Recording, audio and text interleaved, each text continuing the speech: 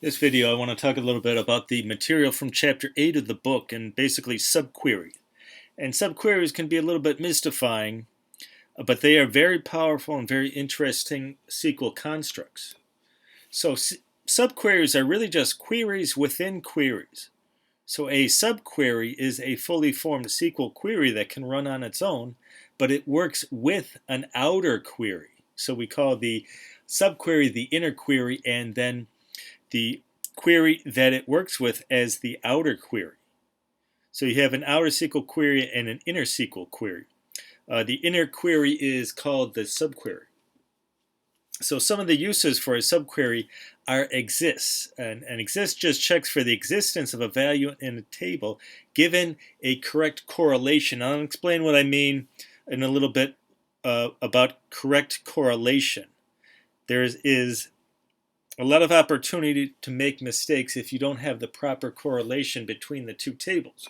And when we do a join, especially an inner join, we have a perfect correlation that creates an intersection between the two tables.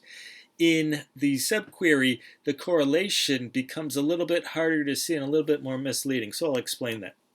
We also have not exist that checks for the non-existence of a value in a table given a correct correlation. Subqueries can also be used with group function in ways that weren't possible before.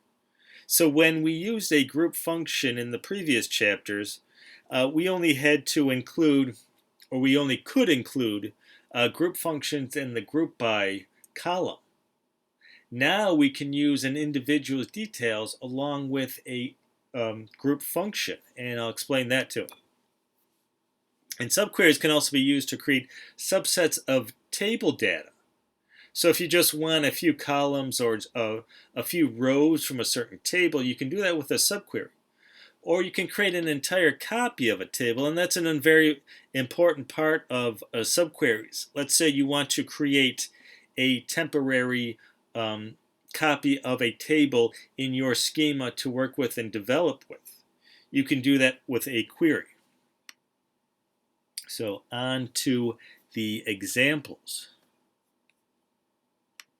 So we have here using the exist. So we've got select star from emp. So we have our employees table.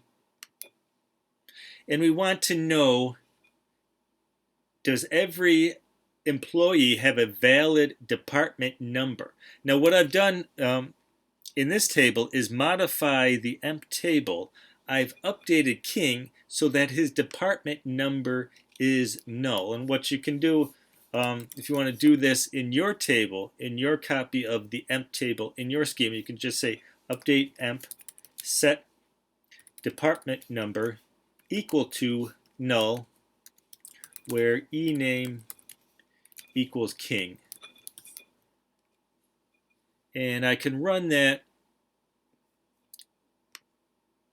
I mean, it won't affect my table. It says 0 rows updated because it was already null. Now, you can update your table too. It really won't affect things too much, but I wanted to do that just for this example, so I have something to show you. So now we have this one query, and then we want to say select star from department. Now you can see when I run this, this is a fully formed query. It will become our subquery because I'm going to take this now, I'm going to cut this, and I'm going to say where exists. Now I make it into a subquery by using parentheses. When the SQL interpreter comes to this opening parentheses, it's going to say now everything else is going to be a subquery until I come to the closing parentheses. Everything within here is going to be a subquery. I have to treat that as a subquery. And what the interpreter does, it evaluates the subquery first. And the subquery will return a value, and the outer query will then work on that inner query. So if I drop that in there, where exists. Now you think you're doing okay, but remember when I was talking about the correct correlation? This is not strongly correlated. It does not have a correct correlation because there is some data in the department table. So I can run this all day. It's always going to give me some value because there's data in that table. I have to have a correct correlation. So how do I do that? I do that by setting up a table alias from emp e. E is the table alias for emp. Now I'm going to come down here, select star from department where department number, and the database management system knows enough that where department number is paired up with the table department. So in other words, the department number column is paired up with the table it came from, equals E, and remember that's my table alias, department number, okay?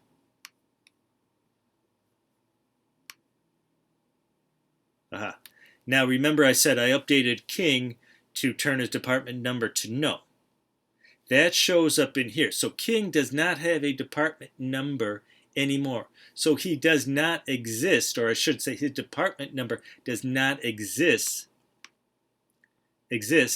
in the department table. So he does not appear in this query. So that is one example of using a subquery. Let's say you want to look for departments that have no employees assigned to them. So again, we say select star from, let's say, department now. Okay, so we get these number of departments. I may have added a department myself, programming from Buffalo. So we have now the beginnings of our subquery. This is going to be our subquery. But remember, there's data in this table. So if I drop this in there as a subquery, it's always going to return true. It's always going to find something. So what I want to do now is say where not exists. I want to look for departments that don't have any employees. And if I just drop this in here,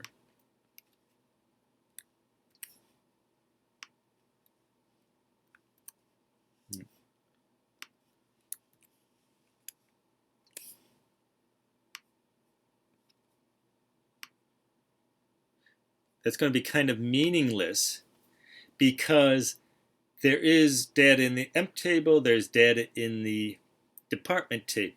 So again, you need that correlation. So it says no data found. So because there's always something from, oh, I should make that emp.